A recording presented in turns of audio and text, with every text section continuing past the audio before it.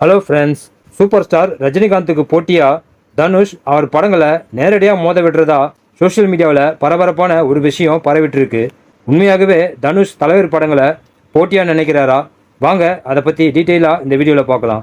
Last week நடந்த Lal Salaam audio லான்ச்சில் தலைவர் பேசும்போது, விஜய் எனக்கோ என் படங்களுக்கோ போட்டி கிடையாது, தயவு செஞ்சு என்னையும் விஜயும் கம்பேர் பண்ணி பேசாதீங்க, மனசுக்கு கஷ்டமாக இருக்குன்னு உருக்கமாக பேசியிருந்தார்.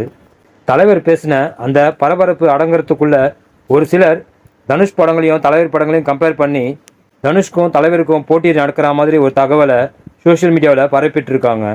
தனுஷ் அவரோட கேப்டன் மில்லர் படத்தை லால் சலாமுக்கு போட்டியாக பொங்கலுக்கு ரிலீஸ் பண்ணதாகவும், கேப்டன் மில்லருக்கு பயந்து லால் சலாம் ரிலீஸ் February 9க்கு மாற்றிட்டதா ஒரு சில தனுஷ் ரசிகர்கள் இன்ஸ்டாகிராம்லேயும் ட்விட்டர்லேயும் போஸ்ட் போட்டுட்டு இருக்காங்க.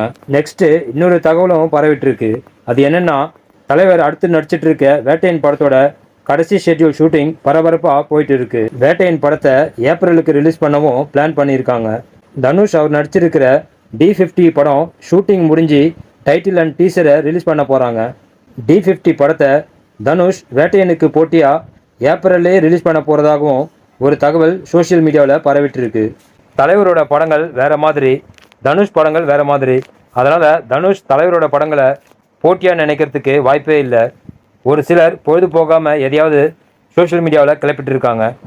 தனுஷ் தலைவர் படங்களை போட்டியாக நினைக்கிறாருங்கிற இந்த தகவலில் எந்த அளவுக்கு உண்மை இருக்குன்னு தெரியல.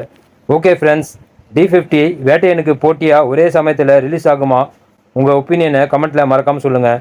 நெக்ஸ்ட் வீடியோவில் சந்திக்கலாம். ஓகே, தேங்க்யூ, பாய்.